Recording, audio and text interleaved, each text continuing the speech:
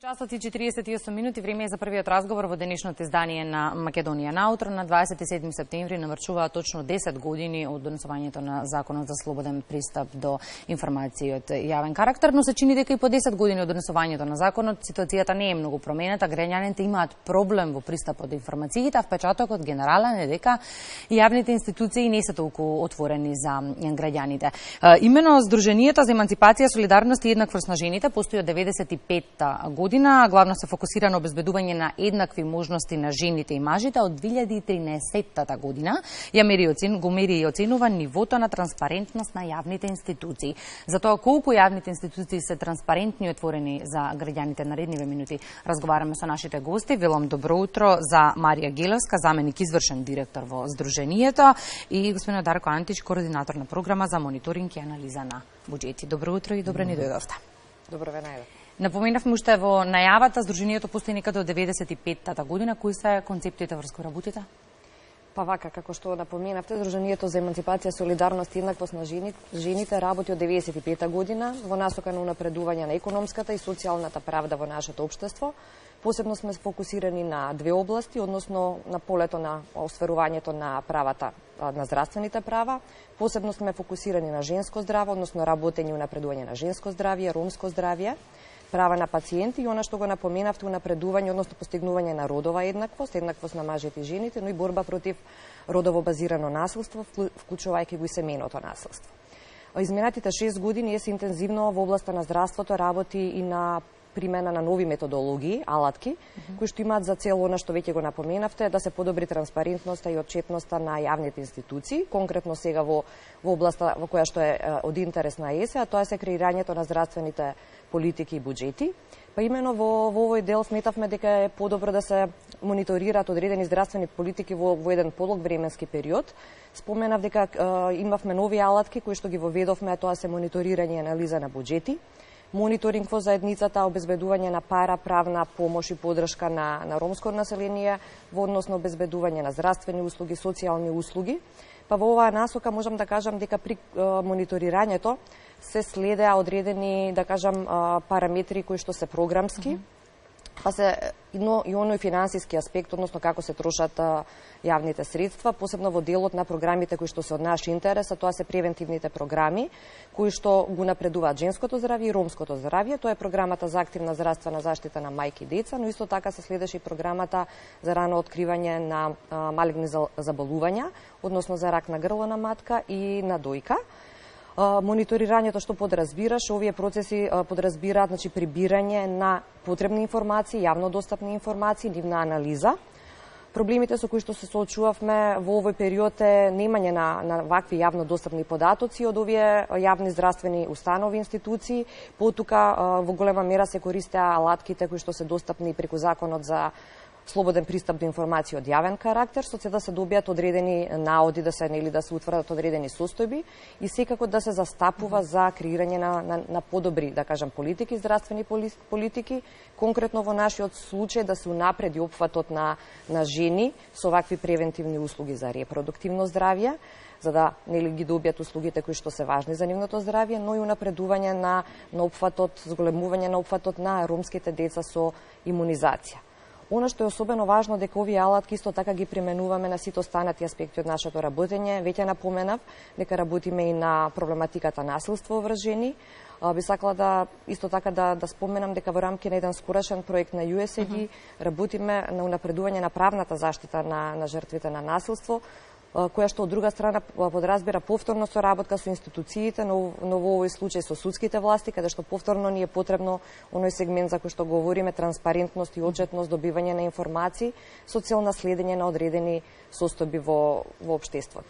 Со кои категории на граѓани работите, на кој начин?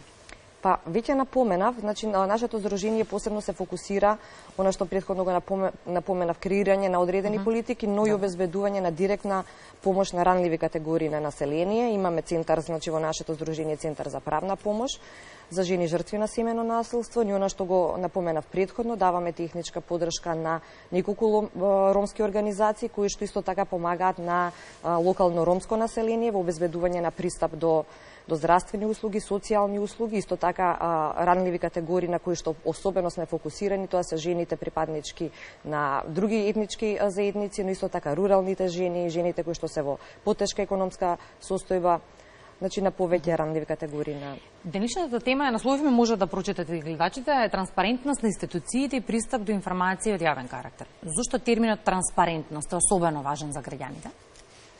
Транспарентноста, односно отчетноста во спроведувањето на државните политики, особено транспарентноста во спроведувањето на фискалните политики од особена важност, односно е клучен елемент за добро владење. Буџетот представува еден од основните документи кои што во себе ги содржи, односно представува спој на сите државни политики кои што ги остварува власта преку спроведувањето, односно извршувањето на државниот буџет, и од тука транспарентноста, односно објавувањето на времено и систематско објавување на сите информации кои што се однесуваат на програмското и буџетското работење на јавните институции од особена важност за граѓаните. Пред се, јас би сакал да кажам дека транспарентноста не се стекнува, туку транспарентноста се создава. Една влада, односно една држава ќе постигне високо ниво на демократско владење во услови кога ќе премине од конзервативна кон отворена власт. Со тоа ќе им овозможи на сите граѓани да имаат пристап до информации со кои што ќе им даде до знаење на кој начин и како ги троши парите кои што тие ги инвестираат во неа. Воедно транспарентноста е од особена важност за граѓаните, бидејќи на тој начин им се овозможува на граѓаните да имаат увид во тоа како и што прават нивните политички избраници.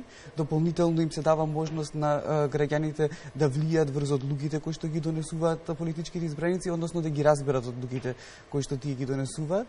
Исто така им се дава можност да учествуваат во креирањето на државните политики или како што кажав и да влијаат врз одлуките, и им се дава можност да бидат рамноправни членови на општеството во кое што живеат.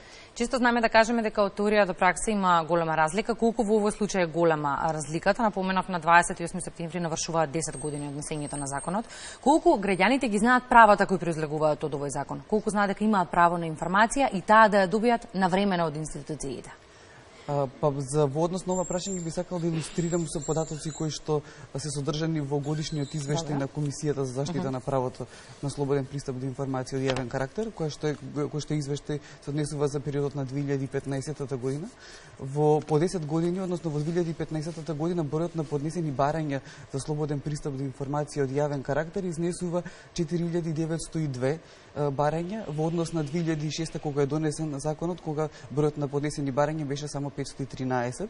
Ова значи дека имаме унапредување во оваа состојба, односно граѓаните, односно јавноста е повеќе запознаена со самата постапка, односно со правото за слободен пристап до информација од јавен карактер.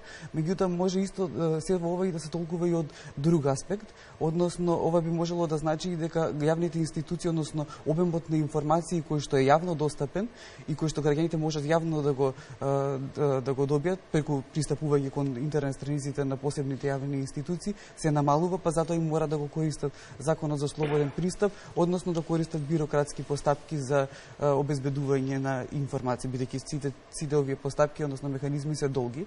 Дополнително во самиот извештај се наведува дека бројот на жалби кои што се поднесуваат заради прекршено право на пристап до информација од јавен карактер се зголемува од година во година, па за илустрација во 2015 година бројот на поднесени жалби е 960 во однос на 2006 кога бројот на поднесени жалби беше само 29, меѓутоа тоа е прва година на откако е донесен законот, и во најголем дел според извештајот се наведува дека прекршувањето на правото е заради молчење на јавната администрација, односно необезбедување на информации од јавен карактер. Оно што треба секако да го споменеме и улогата на медиумите како еден од начините граѓаните да дојдат до информација, затоа што тие може да направат за да си помогнат себе си или да дојдат до она информација која што нив им е потребна. Така е. медиумите се особено значајни во овој дел, бидејќи тие се тие кои што ги пренесуваат пошироко информациите до граѓаните и особено е важно тие да учествуваат во едукација на граѓаните за нивните права за пристап до информација од јавен карактер и да ги пренесуваат нели на одите и сознанијата на граѓанските организации и секако институциите. Да ги споделуваат информациите со кои што располагаат институциите. Токму така. Некаде на крајот на разговорот ќе прашам на што ќе се фокусирате наредниот период. Имате тековни проекти на кои работите? По она што веќе го напоменав, значи по линијата на кои што и досега работиме. Остануваат? Така, да, продолжуваме значи во таа насока, значи она што го напоменав, унапредување креирање на здравствени политики кои што подразбираат максимално користење на расположливите средства со кои што се располага, со цел да се унапредат одредени аспекти оние кои што се нели од важност на нашата организација, а тоа е да се унапреди здравјето на жените, здравјето на ромите, и секако она борба нели справување со насилството, вклучувајќи го и семејното насилство. Една од клучните концепти на кои работите од основањето 95-та еднакви можности за мажите и жените. Сме мрднали ли од мртва точка низ годиниве? Па да ви кажам, не можам да кажам дека сме мрднале, можам да кажам дека имаме некаков ретрограден процес во смисла на промовирање, многу повеќе промовирање на традиционалните вредности, кои што на никој начин се пречка бариера во стварување на оваа родова еднаквост, но секако се работи на тоа поле во смисла на едукација, не само нели на јавноста, туку воопшто и на професионалците. Многу е важно да се работи со професионалците во оваа насока, со цел на нели подигање на свеста, колку е важно нели да постојат еднакви можности помеѓу жените и мажите. И знаете како велат, ако јавното говорење е првиот чекор во решавање на проблемот, ние сме секогаш отворени за гостување и да проговориме секако на овие теми. Благодарам за гостувањето. Ви благодарам. Останете на првиот канал на МТВ, точно е 8 часот, што значи дека е време за вториот информативен блог, да знаваме што е ново во земјава и светот.